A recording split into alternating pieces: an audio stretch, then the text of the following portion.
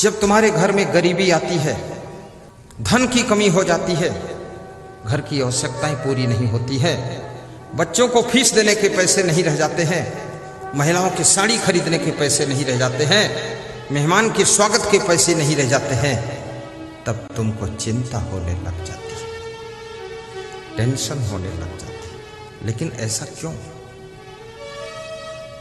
पैसा कमाना बहुत आसान है, बहुत आसान है। जितना चाहो उतना कमा लो, मिट्टी छुओ सोना बन जाएगी।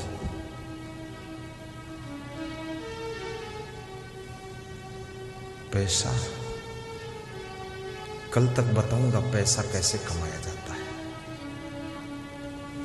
न रहो न निराश करो मन को, कुछ काम करो, कुछ काम करो, जग में रहकर कुछ नाम करो।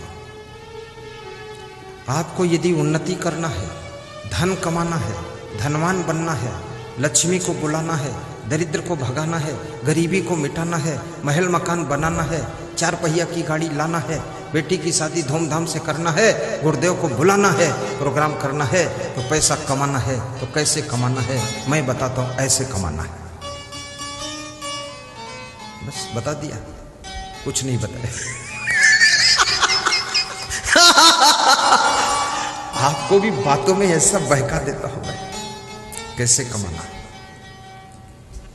कुछ काम करो, कुछ काम करो, जग में रहकर कुछ नाम करो। सबसे पहले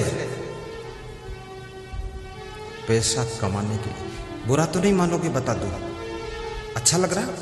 चलो सीधे बैठ जाओ, फिर संभल के बैठो, टेढ़े बैठोगे पैसा साइड में निकल जाएगा।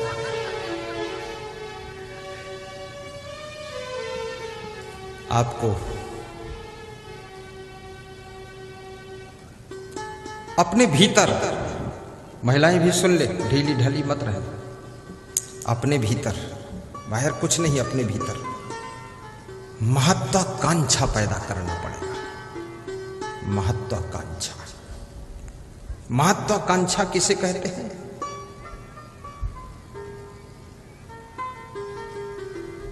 बहुत कुछ प्राप्त करने की इच्छा पैदा करना पड़ेगा,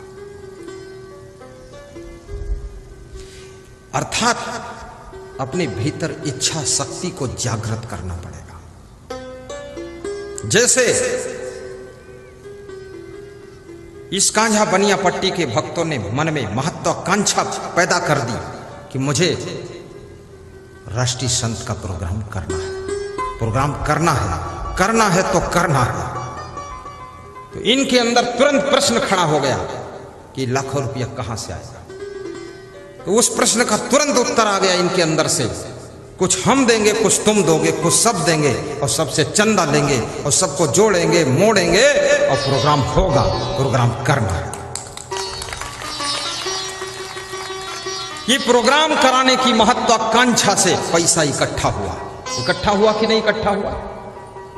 आपके अंदर महत्वाकांक्षा पैदा होना चाहिए कि सुंदर मकान बनाना है, बेटी का सुंदर विवाह करना है, मुझे सुंदर गाड़ी लाना है, मुझे परिवार को अच्छे कपड़े पहनाना है, मुझे अतिथि का सत्कार भी टाप का करना है, मुझे उन्नति करना है।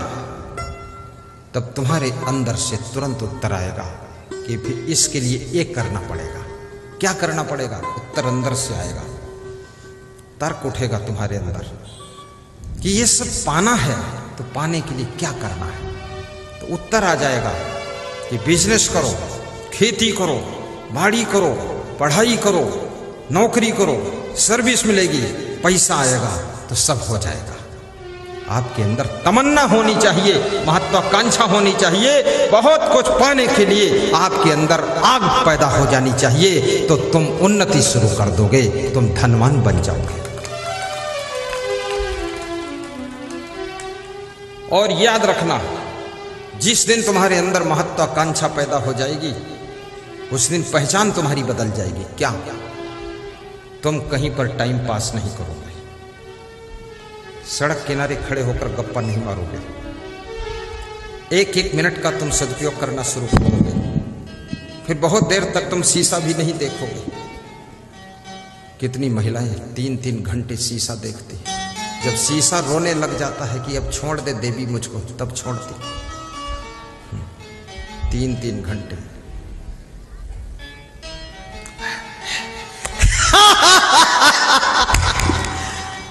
अरे इतना शीशा में मत चिपक। ये मुंह तो इतना जल्दी चेंज नहीं होता, वही रहता है, संदेह मत करो। शीशा देखने में भी टाइम बर्बाद मत करो। जो समय को बर्बाद करता है तो बर्बाद हुआ समय आपको भी बर्बाद कर देता है, बर्बाद कर देता है। फैशन करने में समय बर्बाद मत करो, गप्पे मारने में समय बर्बाद मत करो, ताश खेलने में समय बर्बाद मत करो, जुआ खेलने में समय, पैसा, धन बर्बाद मत करो, दारू पी करके पैसा और समय और स्वास्थ्य बर्बाद मत करो। यदि आपने अपने को बर्बादी से रोक लिया है तो याद रखना, तुम धनवान बन करके रहोगे, धनवान बन करके रहोगे। और बता देता हूं, धनवान बनने का एक फार्मूला नहीं है। जो लोग क्रोध बहुत करते हैं, क्रोध, छोटी सी चीज प्राप्त हो गई बहुत फूल जाते हैं, वे गरीब हो जाते हैं। इसलिए क्रोध ना किया करो, सहन शक्ति रखा करो, गुस्सा मत हुआ करो, थोड़ा हंसा करो। भगवान कृष्ण हंसते थे। नंदगांव छोड़ दिया, मथुरा आ गए, मथुरा छोड़ दिया, गुजरात चले गए, द्वारिका में रहने लगे, उसको छोड़ करके समुद्र के टापू पर रहने लगे। भगवान कृष्ण हंसते थे, हंसते थे, हंसते थे, और हंसने के स्वभाव के कारण सोने की द्वारिका बनाकर उन्होंने खड़ा कर दिया था, सोने की द्वारिका बनाकर खड़ा। और रावण क्रोध करता था, रावण क्रोध करता था, गुस्सा करता था, विभीषण को गुस्सा में लात मारा था। तो रावण ने क्या किया? सोने की लंका को राख बनाकर छोड़ दिया, पूरा भस्म बना दिया।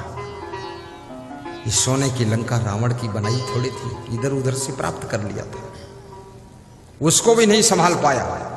जिसका स्वभाव अच्छा नहीं होगा, चरित्र अच्छा नहीं होगा, विचार अच्छे नहीं होंगे, वाणी अच्छी नहीं होगी, याद रखना, उसको कितना ही सोना दे दो, चांदी दे दो, सब कुछ दे दो, धन दे दो, दौलत दे दो, पद दे दो, उसको भी संभाल नहीं पाएगा, उसको भी खो देगा और अपनी जिंदगी को खो करके जीरो पर जाकर बैठ जाएगा। रावण सब कुछ खोता है। 1 लाख पोत 1.25 लाख नाती ता रावण धर दिया न बाती। सोने की लंका राख हो जाती है और रावण अपनी जिंदगी भी खो देता है। लेकिन राम भगवान खोते नहीं हैं। 3 लोग गए थे, तीनों वापस लौट कर आए वनवास से। संकट तो आया, लक्ष्मण को शक्ति बाण लगा, सीता का हरण हुआ, लेकिन सब संभाल ले गए। संभालना सीखो, भाई को संभालना सीखो, पत्नी को संभालना सीखो, पति को संभालना सीखो, घर संभालना सीखो, अपने गाड़ी वाहन खेती बाड़ी बिजनेस को संभालना सीखो, राजनीतिक पार्टी को संभालना सीखो, मित्रों को भी संभालना सीखो। जिसमें संभालने की कला आ गई, याद रखना, उसकी उन्नति कोई रोक नहीं सकता है। जो खुद नहीं संभाल सकता है वो किसी को संभाल भी नहीं सकता। थोड़ा जोर से ताली बजाया करो।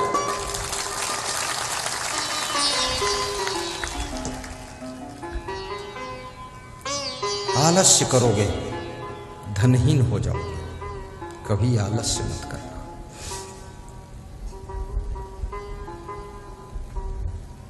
रोज थोड़ा व्यायाम कर लेना, थोड़ा योगा कर लेना, थोड़ा दौड़ के पैदल चल देना। मैं बेटियों से कहूंगा वो रस्सी वाला व्यायाम किया करें।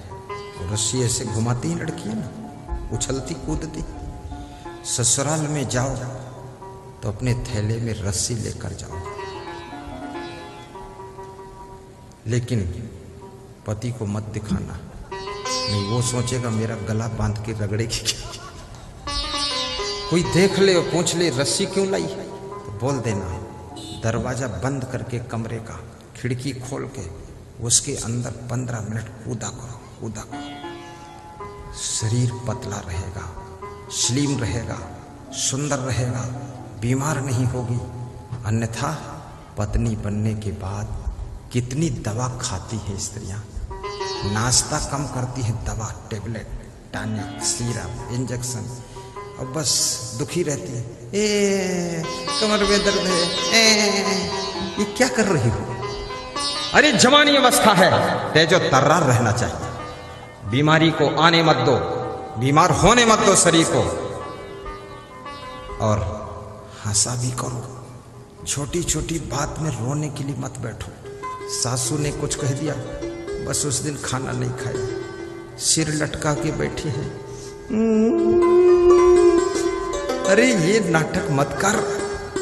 सासू ने कुछ कह दिया, तुमने सह लिया, झट से भोजन कर लो, फटाफट काम करो, हंसते रहो। माँ को मोबाइल मत करो कि आज ससुर ने कुछ कहा है। ससुराल की शिकायत को मायके में पहुंचाने वाली बहू कभी सुखी नहीं हो सकती है, और मायके की बराबरी ससुराल में करने वाली बहू सुखी नहीं हो सकती है। ससुराल की बातों को ससुराल में पी जाओ, अपनी माँ को बताने से कोई फायदा नहीं होगा, क्योंकि तुम्हारी माँ अपने घर में सुखी नहीं है। तुम्हारी माँ तुम्हारे बाप से खटपट कर रही है, वो कहाँ ठीक है। तुम्हारी माँ तुम्हारा सॉल्यूशन क्या करेगी? वहां झिका झोरी मचा रखी है, तुम्हारी सेटिंग क्या करेगी? वो अपनी सेटिंग नहीं कर पा रही।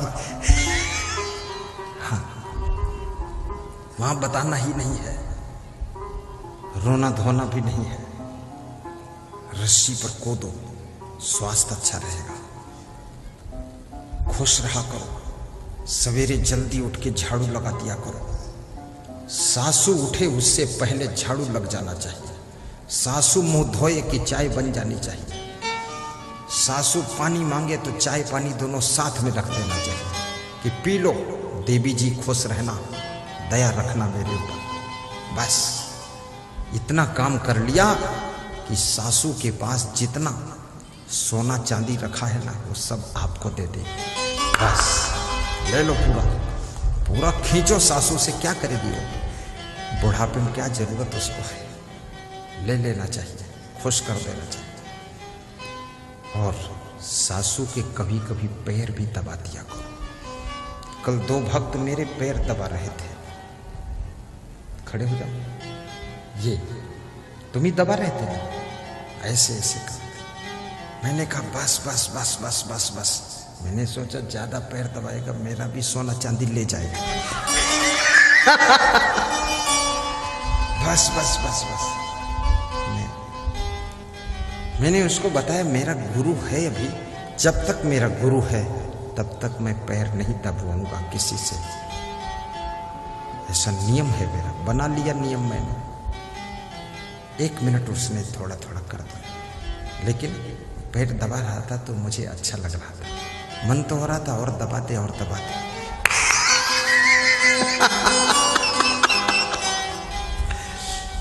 लेकिन तुम सासू के पैर दबा दो और तुम्हारा पति अपने पिताजी के पैर दबा दे। 5 मिनट बस छोड़ो।